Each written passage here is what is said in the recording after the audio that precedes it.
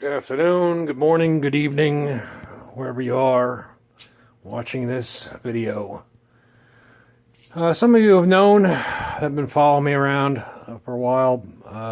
I've been working on this World War II vintage Atlas 9-inch lathe, and I did finally get it hooked up and running, and I actually used it with the original lantern style tool post just for the moment, just to make sure it does function, and it does work.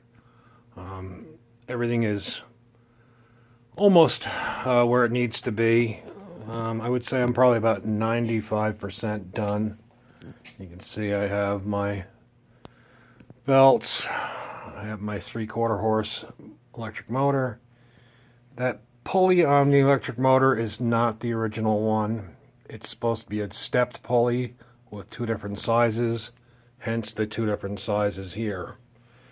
This machine only has 8 speeds, unless we get into monkeying around with the gearing. It's a very simple lathe, and like I said, it's functioning. I did make a switch plate here. I did put a switch in there. I have not finished the wiring. Right now it's working with the wiring that came with it. Turn her on. Everything goes as it should. Lock my slide in and off we go.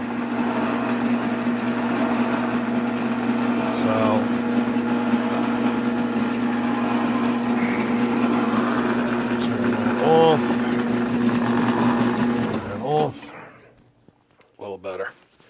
I gotta find the chip guard that goes here, and more importantly, I have to find this missing in action cover that belongs on here. That's the way I got the lathe, unfortunately, and it's one of those things I have to just keep looking around for. I'm not in a super duper hurry, so I'll just keep looking. Come across it sooner or later. But anyhow, this chuck came with my 12-inch lathe. That's a 12-inch faceplate that came with my other lathe. That other chuck came with the 12-inch lathe.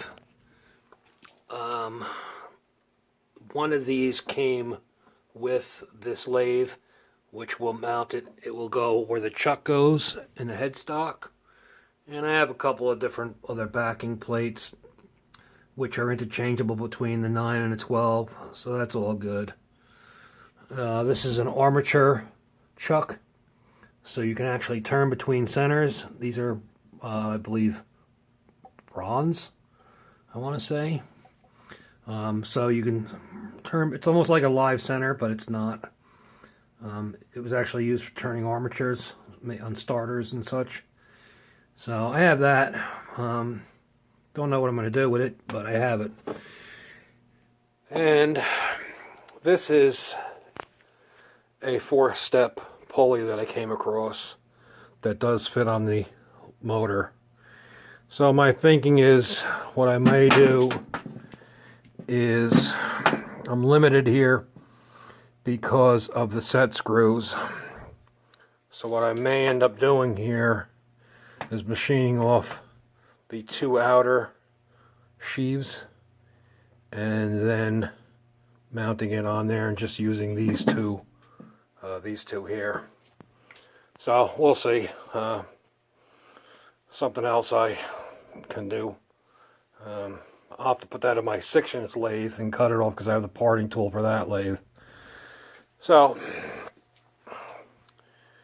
and this, if you can see it, this is my old Craftsman machinist toolbox that I picked up. That was at the end of at the very end of fall last year at a outside flea market type of thing. And it did come with some of this stuff, but a lot of this stuff that you see here, anytime I go to yard sales, garage sales, what have you, I'm always looking for tooling. Taps and dies, tap wrenches, more taps and dies. Here is some cutters for the lathe. Here is for the lantern style tool post. Here is a boring bar. Some machinist charts, equivalents, charts, tap and die sets, drill guides. Here's a very large, I guess you want to call that a die holder. It's one of the biggest ones I've seen, so I picked that up. These are some milling heads for a milling. This is for cutting keyways, I believe. If you can see it in the camera. Just some miscellaneous stuff. If I go in here, like I said, I always look for stuff, calipers, etc., scribes. These are a set of Starrett feeler blades. Let's see, nothing in that one. Here's some more. Actually, it's a pretty large one. Somewhere I have a ratcheting one. And like I said, I believe this was made in Germany. You know, little machinist square, all this little stuff to. It's all needs some help still, but I thought that would be good with my old lathes. It's a pretty cool piece. If I can get it closed, maybe not. I have the front cover. It says Craftsman on it. And if I close it, I have the lock for it, although I don't have a key, so eventually I'll probably just restore that whole thing. I just thought it was cool, so that's kind of about it. Still got a little bit of a mess. I do have some space to walk around now. I did get this mostly assembled and functioning, which was a big goal of mine. So now I don't have things scattered in 20 places for the lathe, so that's good. You know, there's some, on the estate sale I was just recently at, you just never know what you're going to find unless you start looking around. These all go into the chuck. So, drill bits. Here's one brand new in the package, never been opened. So I always I always am looking for a deal and for stuff I can use. And speaking of which, all these old lathes have square nuts on them, 3/8. And I found this.